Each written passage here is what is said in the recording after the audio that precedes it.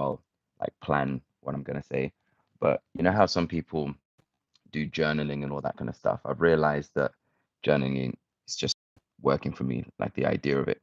So what I want to do instead is just talk, because I think that's where I'm comfortable.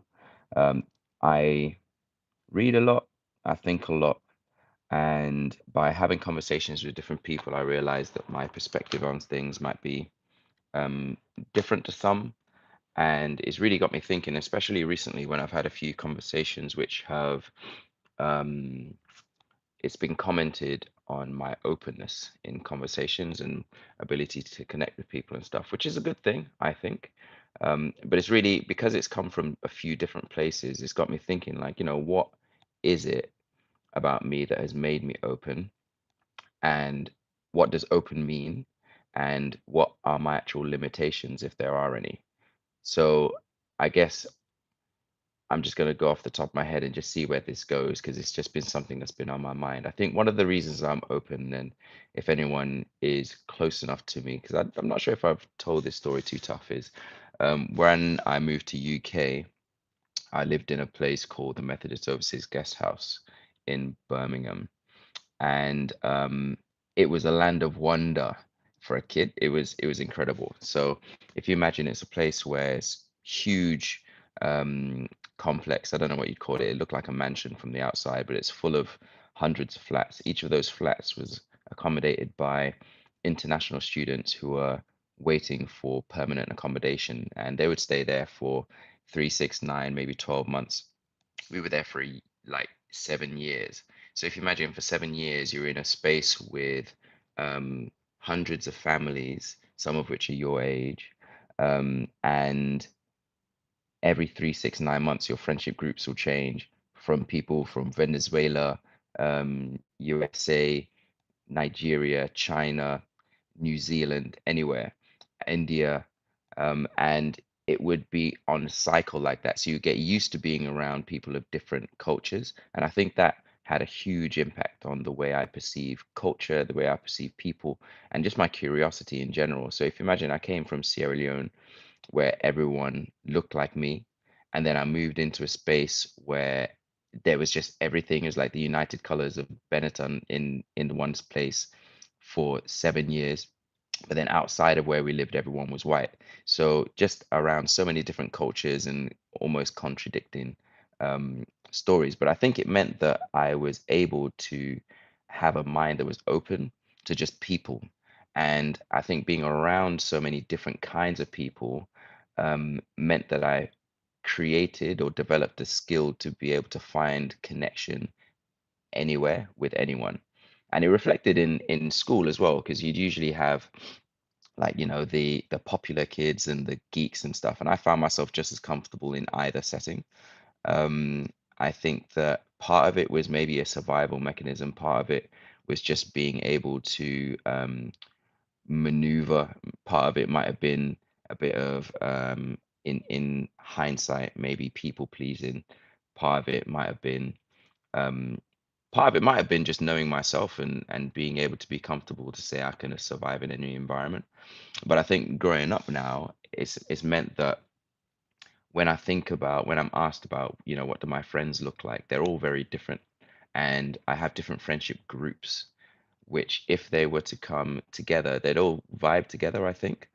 But it really made me think about that in terms of now people are commenting on my openness, where that comes from. So I think that's probably part of where it is. But then also that curiosity in people has led to, like I did recently, a course on communication, which really opened my eyes on a lot of things that I wasn't really aware of in terms of um, how the mind works, how we work as people, just human behavior. I genuinely think if it wasn't for dance or architecture, I probably would have been like a psychologist or something along those lines, because I'm just curious about human nature, how people work. Maybe a philosopher, don't know, something along those lines. Um, because I'm curious. Just, one of the things I found as part of the communication course, illuminated, is that I am always assuming that there's something I can learn from someone. everyone's experience is going to be completely different. I haven't lived everyone's life. And so if I'm speaking to someone new, or if I'm speaking to someone I know already, it doesn't matter how close or far they are from my inner circle, I will always assume that there is something I can find out about the world from their experience, from their perspective.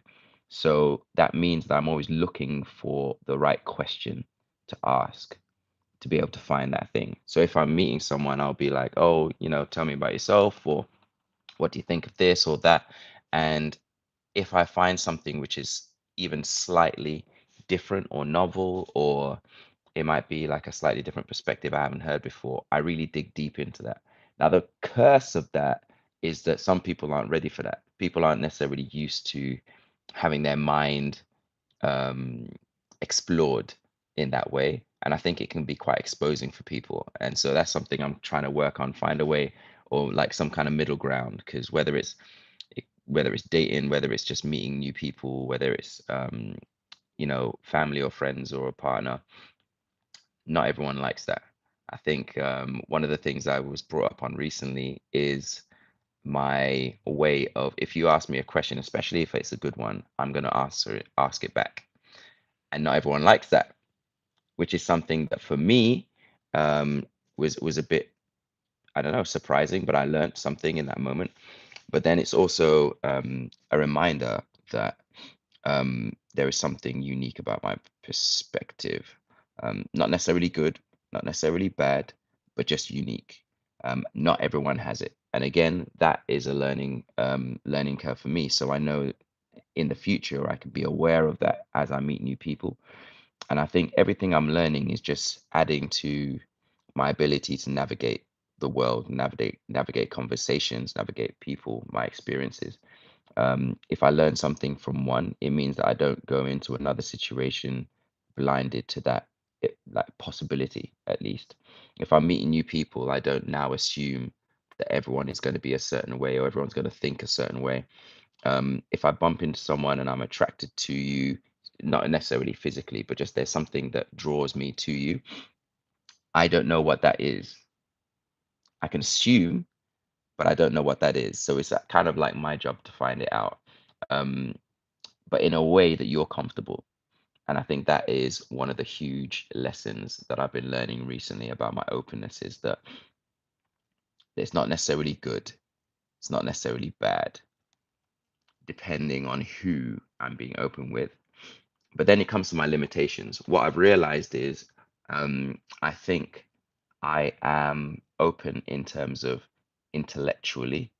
Um, Ask me a question, I'll answer it directly. But what I've realized and what has been mentioned before is that if you don't ask the question, I may not offer it voluntarily. And so that has been framed as a negative, which I completely understand why it would be, because if you're trying to connect with someone, you don't know what questions you need to ask, right? Um, but I think, and this is something I've learned about myself, and I think maybe therapy has taught me this. Over the years, gotten to a point where I focus so much on the other person that I don't actually think about myself maybe enough. And that's something I'm working on because it's not necessarily a good thing. And the reason why I say all this is because when it comes to conversations and being open, I'm focusing so much on the other person. I'm trying to ask you questions, and I'm focusing on what you need to, what I want to know about you. Like the concept of you wanting to know about me doesn't even occur sometimes. I know it sounds ridiculous, but honestly, therapy has taught me that I put myself so far down the priority list that even in a conversation, I'm thinking more about the other person than I am about myself. That can come out in a good way because it means that people feel like they're being seen, all that kind of stuff. But I also realize that openness is connected to connectedness. And if I'm not as open, then there can sometimes be some kind of a wall to connection on an emotional level. So I'm really good at connecting intellectually, finding out what you think, what you feel, all that kind of stuff. But I'm realizing that maybe my limit, or some of my boundaries, maybe something to explore for myself, is the openness of the heart. I think maybe there's some experiences that have left me kind of guarded, or maybe it's a situation where I need to explore a little bit more of the element of being like empathetic as opposed to sympathetic. I think I'm really good at like understanding how people feel, but not necessarily feeling how people feel. And I think that has also been something of a survival mechanism because I think because I've been so open with people intellectually and I ask questions that other people might not ask, and I go into vulnerable spaces very quickly. Because of that, it gives people permission to be vulnerable with me. And I think some of the things that people have shared over the years maybe have been difficult to take on myself. Like, I think if I was an empath, having some of the conversations I've had before, it could have been quite destructive, maybe.